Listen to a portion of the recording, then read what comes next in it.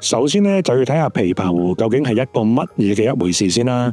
佢全程200公里，200公里究竟係一個乜嘢嘅概念呢？我用香港嚟比較啦，由馬鞍山踩去屯門就60公里，即係你踩3轉就差唔多踩晒成個琵琶湖噶啦。官方建議我哋咧至少安排2日1夜去踩嘅，我咧就分咗3日2夜去踩。我相信有啲高手咧係可以1日裏邊爆晒嘅，因為佢啲路咧大部分咧其實都好舒服噶。當然啦，佢亦都有佢嘅困難之處啦，佢會有少量嘅山路啦，仲有一段比較逼嘅馬路啊，亦都有少少嘅困難嘅。官方咧就將琵琶湖分為5種唔同嘅路況，藍色線咧就係代表你踩嘅時候咧，幾乎沿路都係睇到個湖嘅，同埋咧會比較容易踩嘅路段。咁其實呢條路咧就幾好嘅，我覺得。因為一直都係咁樣噶啦，就係呢條噶啦，暫時啦。咁啊，左邊就係湖，右邊一條馬路，中間留翻嚟跑步同埋踩單車啦。咁沿路都係一啲平原嘅，即係冇咁多城市啊，冇咁多紅綠燈要等啊。咁啊，幾順暢嘅。咁不過就好多嘅上落啊，但係就唔係話好辛苦嘅。咁我相信稍為踩過吐露港咧，即係都冇問題嘅。因為吐露港其實都落隧道啊，上隧道噶嘛。咁綠色線咧就係睇唔到個湖嘅路段。咁喺日本咧，好多時咧都會捐呢啲隧道啊。咁但係咧好彩嘅話咧，就會有個行人路俾你啦。當然唔好彩咧就好逼噶，好似紅隧咁樣。不過我諗呢個華山都國家級隧道，唔係國家級單車路，應該就冇咁頭嘅。橙色線咧就係一啲山路嚟嘅。琵琶湖最辛苦應該就係呢段噶啦。不過辛苦完啊，上落去嗰下就特別爽嘅。紫色線呢，就係穿越一啲小路嘅路段啊。嚟到呢一段路仔咧，又好似多咗好多啲山路仔。呢度應該接近小野嗰邊啊。嗱，呢度都睇到啦，一般啲車呢係會讓路上嘅行人同埋單車行先嘅。紅色線呢，就係尚未完善嘅路段。其實由高島市呢段路開始踩落去咧，即係經白刀神嘅之後咧，其實一直暫時都係啲咁嘅路嚟嘅。咁如果你話真係唔係踩慣單車嘅，可能會有少少危險。唔係喺馬路踩慣單車，因為平時我哋香港有晒單車徑啊嘛。哇！我想講呢個位咧，真係窄到不得之了啊！我都係咁望後先得，搞唔到。喂，下次多翻個後鏡穩陣。日本人揸車一般都係好有禮貌，同埋佢哋已經習慣咗咧，即係當地咧會有好多踩單車嘅人。咁點樣踩呢一個琵琶湖最好啊？日本咧係右軚車噶嘛，即係咧揸車要靠左手邊，踩單車都係要靠左手邊。咁基於靠左手邊踩單車嘅原則咧，環湖就係逆時針，環島就係順時針。如果我哋踩單車靠左邊逆時針嘅話，個湖就會靠近你好多，壯觀好多噶啦。相反，如果環湖係順時針嘅話，大家幻想下對面線有架單車踩埋嚟，佢個湖仔佢右邊仲要隔咗條馬路啊，絕對會影響你嘅觀感噶。咁而家咧，大家睇下左手邊嗰張相，地下咧有2條藍色線噶嘛，喺右邊馬路嗰條藍色線咧就係上級，咁佢嘅英文咧寫住快速噶喎。呢一條線咧係俾啲高手踩嘅。咁喺左手邊行人路嘅藍色線咧就係低速。喺比較闊啲嘅路段咧，2條線都會出晒嚟嘅。但有一啲路段啊比較窄嘅話咧，淨係得翻條馬路噶啦。咁大家咧就要沿住馬路嗰條藍色線咧就可以噶啦。咁基本上咧，你全程咧就唔會蕩失路嘅，沿住呢條藍色線去就啱噶啦，一直跟住佢。咁有陣時咧條線咧有啲無啦啦消失咗，唔知去咗邊啊。咁其實唔緊要嘅，留意下咧，嗱呢度有個牌啦。個牌啊寫明咧，左手邊係低速，右手邊係上級啊嘛，條上級線咧喺度嘅。咁我試下咧出馬路俾大家睇下。咁所以咧理論上呢條行人路咧，你繼續去就 OK 噶啦。咁而家踩埋落馬路啦。嗱前多少少咧，嗱你而家都睇到啦，佢左手邊有個牌嘅，即係左手邊嘅行人路咧，其實係可以照踩嘅。咁我咧再踩前多少少咧。左手邊行人路嗰條藍色線咧又出翻嚟啦，咁大家可以留意下咯。咁琵琶湖沿路咧，其實有好多呢啲標誌嘅。右上角有個單車牌啦，即係可以咧喺行人路踩單車，但係要記住咧，要讓行人優先嘅。地下咧，其實好多時候咧都有呢啲標誌嘅，就係日本國家道路嘅標誌、琵琶湖環湖一周嘅標誌。其實沿路咧都有好多呢啲標誌嘅，有時喺地下，有時喺個牌度，所以咧基本上咧你都好難會蕩失路嘅。一切咧就從呢個琵琶湖官方網站開始啦。咁佢呢個網站咧有分英文同埋日文嘅喎。咁英文版咧我撳到入去咧，我就揾唔到關於琵琶湖一周認證嘅資料啊。咁所以咧我就撳翻日文啦，然之後咧翻譯翻做中文。咁你會睇到啦，呢度琵琶湖嘅一支援信息、琵琶湖嘅騎行證書，撳入去，咁咧你就會睇到咧琵琶湖證書嘅資料啦，一個 sample 啦，申請嘅流程啦，再碌落去。官方咧就將琵琶湖分為4個區啊，分咗湖南、湖東、湖北、湖西。咁睇落哇，好似好複雜喎。咁其實咧就並唔係咁難嘅，你只要咧喺每一個區打1張卡就可以噶啦。即係換句話說咧，你至少打4張卡，你就可以攞到個證書噶啦。咁下邊咧就一啲打卡位嘅地圖分佈嘅資料啦。咁呢啲嘢咧全部都咪鬼睬佢先。咁我哋碌翻最上，去翻呢一個位。咁呢個琵琶湖自行車認證體系啦。咁撳入去。咁首先呢，我哋就做翻一個新嘅註冊先，因為咧你要註冊咗個 account，你先有得傾嘅。註冊完之後呢，撳翻登入，入翻咧你頭先所註冊嗰個電郵密碼啦，咁啊傳送，咁咧你就會嚟到呢一個版面啦。咁當你去到一啲打卡位嘅附近呢，你撳呢一個通過登錄，撳入去呢，你就可以做一啲選擇題，即係打卡。咁由於咧我依家喺香港啦。同埋咧，我唔喺一啲打卡點嘅附近啊，咁所以撳落去咧，佢係偵測唔到任何嘢嘅。咁你係要去到當地先可以做到咯。咁呢一刻咧，我建議大家記住3樣嘢。第一樣，啱啱註冊好嘅電郵同埋密碼要保存好，因為咧有機會如果你好耐冇登入嘅話咧，或者好耐冇撳過呢個網頁啊，咁咧佢會自動登出嘅。咁如果你唔記得咗密碼咧，又要撳忘記密碼咧，咁搞嚟搞去咧就會好煩噶啦。咁第二咧就係記住呢一個網址，你自己 keep 喺 WhatsApp 又好，電話某個位都好。咁總之去到當地咧，一撳你就開到呢一個畫面咧，咁就最好啦。咁第三咧就係開你嘅定位追蹤啊，即係假設咧，如果你去到當地你用 Chrome 嚟到開呢個網頁嘅話咧，咁你又設定咧呢個定位追蹤咧係可以追蹤嘅。如果你係 Android 機嘅話咧，直接撳定位追蹤就可以噶啦，咁你就會順利好多噶啦。咁依家咧就試下大津講嘅打卡測試。咁啊呢個咧租單車隔離咧，其實有第一個嘅定位追蹤啦。咁依家就試一次啦。開個打卡網頁啦，咁啊撳呢個位，咁啊容許追蹤定位啦。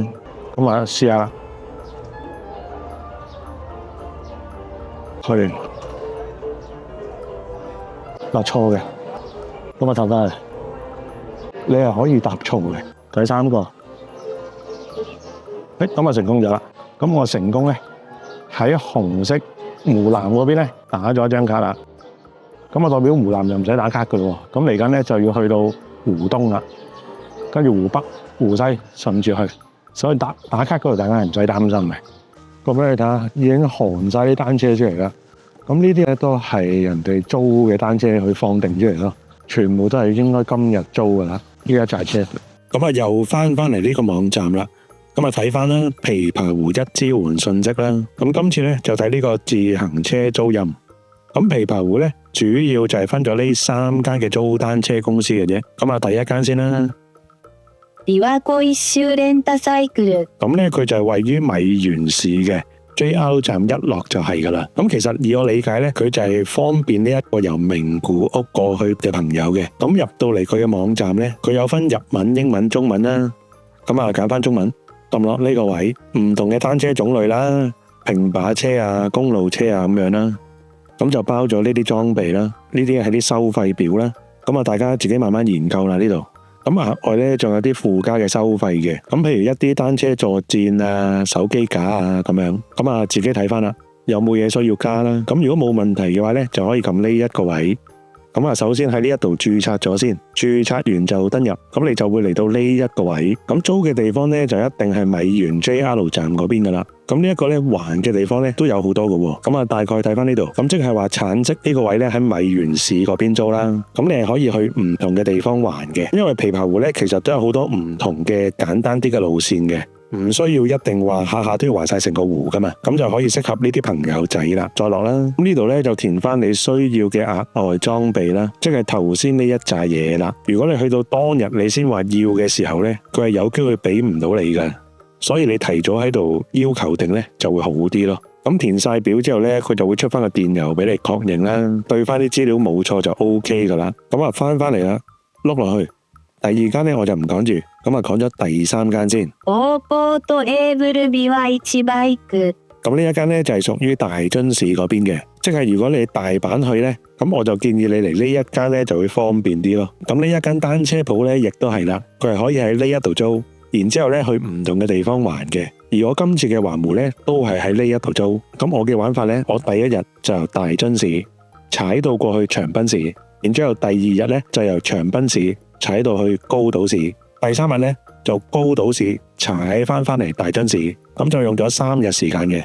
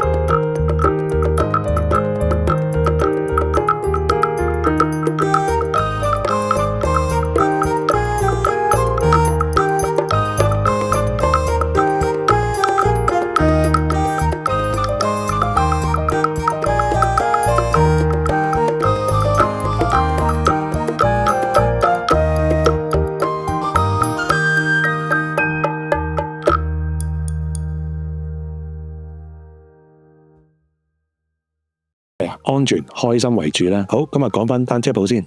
入到嚟網頁咧，咁啊撳佢最左手邊呢一個位啦，撳入去，咁啊轉翻英文先啦。咁睇到嘅嗱，佢有個計劃啦，啲 plan 啦，幾多錢啦，收費咧又係列晒喺度嘅。咁本身咧，佢啲單車咧最基本咧就包咗一啲頭燈啊、尾燈啊、頭盔啊咁樣嘅。咁我建議大家咧可以 join 呢一個 option 嘅，就額外加嘅。佢呢個880 yen 咧，佢會包埋個座椅墊啦，同埋一個打氣筒啦，同埋一個撬胎嘅棒啊，仲有一條內胎嘅。咁慎防你萬一爆胎咧，你可以換咁樣咯。可以我單車一個頭燈啦，一個座墊啦。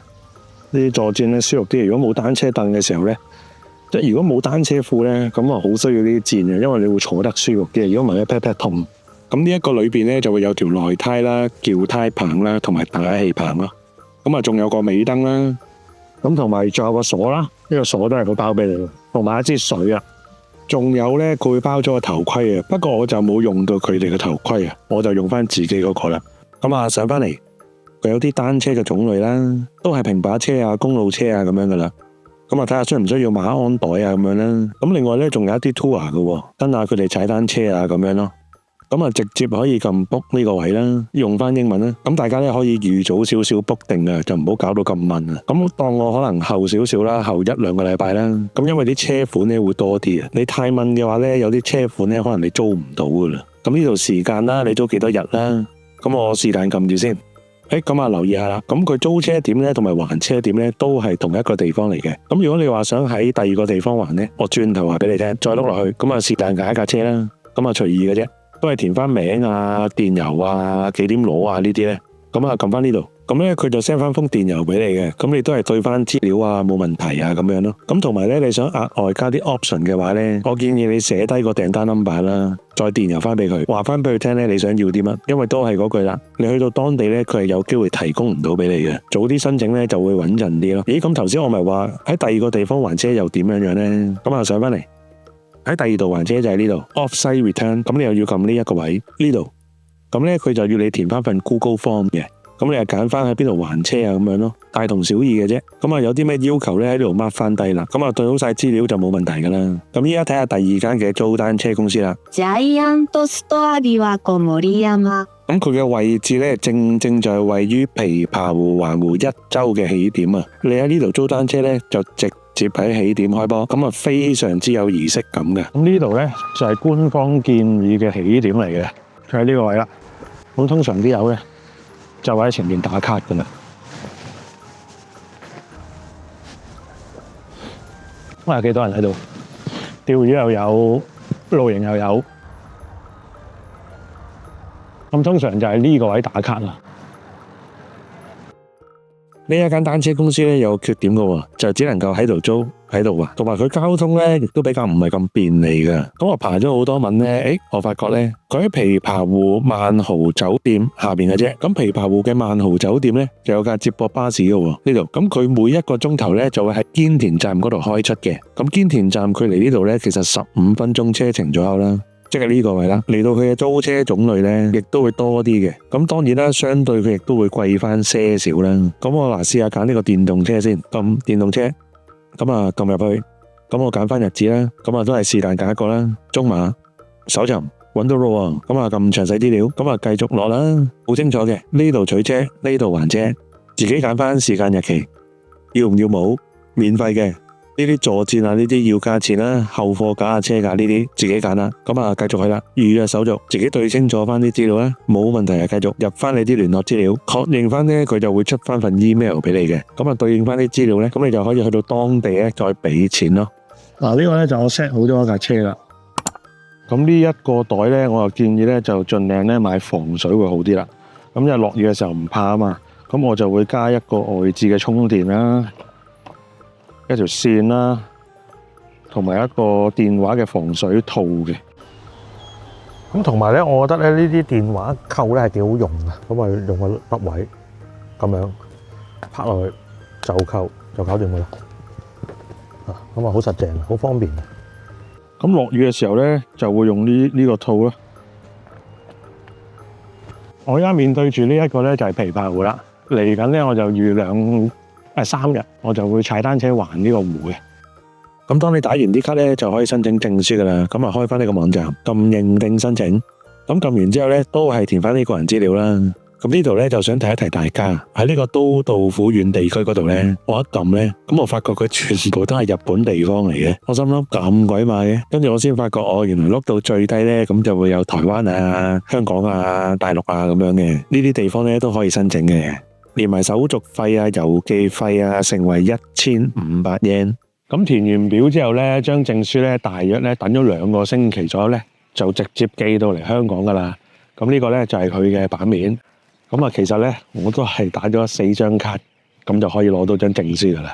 咁我實在多謝大家睇到呢一度啊。咁影片裏邊嘅所有出現過嘅網頁啦，一啲我所製作嘅地圖啦，咁其實係幫我容易點樣去計劃個路線嘅，同埋一啲打卡嘅點咧。如果揾酒店咧，我建議咧可以揀啲官方認證嘅單車友善酒店啊，通常都會有單車維修啊、洗衣服務啊等等嘅。如果要泊單車嘅話咧，最好咧出發前咧問清楚酒店啊。咁我亦都喺我嘅地圖上邊啊 mark 低埋呢啲單車友善酒店啊，同埋停泊單車場，即係駐輪場。咁我都咧可以一次過咧分享埋俾大家嘅。咁啊，希望可以幫到你哋啦。大家對呢個路線咧有啲咩補充啊，或者有啲更好嘅踩法，咁啊可以留言啦，大家一齊研究下啦。咁如果可以嘅話咧，我就建議帶個呢啲袋。咁呢一個咧係咩袋咧？咁慎防咧你真係踩到攰啊，踩到好辛苦，爆胎啊或者病咗啊！日本嘅鐵路大部分咧都唔可以就咁托架單車上去噶啦。咁咧你就要攞個呢啲袋拆咗碌包好佢，然之後咧先可以抬上鐵路，咁就會方便啲咯。咁由於咧我嘅行李咧係寄存喺酒店噶嘛，咁嚟緊啲3日2夜嘅行程咧，我就會孭個呢啲背囊啦，咁啊袋好一啲簡單嘅裝備啊，同埋衫啊咁樣嘅，咁啊仲可以孭埋個頭盔嘅呢個袋，咁啊幾方便嘅我覺得。咁我建議咧，如果想孭背囊嘅咧，就可以揀個呢啲扣住包實你個身體嘅，然之後咧靠呢個腰帶咧扣住條腰咧，咁最主要咧就係因為用個腰去承托嗰個力啊，唔好長期攞個膊頭去受力咯。咁因為你踩單車行緊地都可能5-6個鐘啊嘛，咁就會好辛苦噶啦個膊頭。